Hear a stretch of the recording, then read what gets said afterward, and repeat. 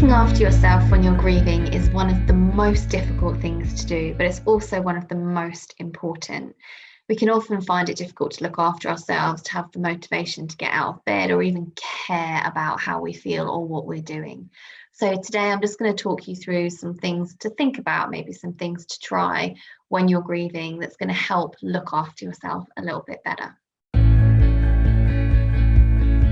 Face your feelings. So obviously the first stage of grief is denial, and we all need that to a certain extent, but that should be a temporary state. If you're finding that that is going on and on and on over time, then perhaps what you're doing is not facing your feelings.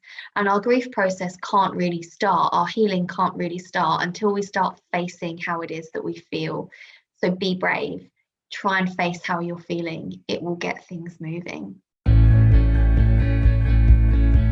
Try expressing your feelings in a more creative or a more kind of tangible way, things that you can physically do, physically see. So journaling, writing down in a diary or blogging. You could try writing a letter to the person that you've lost that you're not ever really going to send, but it's just a way of getting out things that you wish that you would been able to say to them or things that you would like them to know.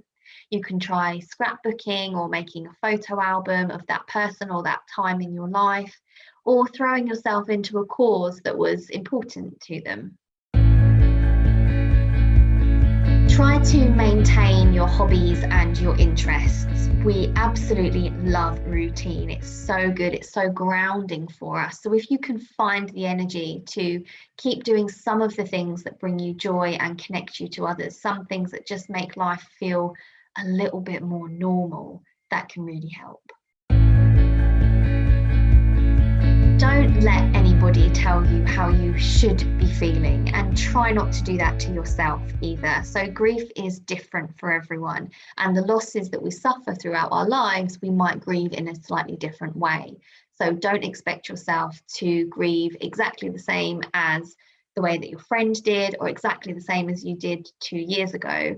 If somebody else is back at work 2 weeks after having lost someone and you can't face going in, that's okay.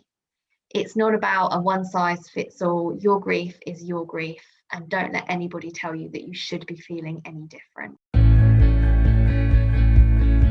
Plan ahead for triggers. So triggers generally are things like anniversaries, Christmases, birthdays, milestones, but they can also be things like a piece of music or a smell that you don't know is coming. So plan for how you're going to deal with those situations.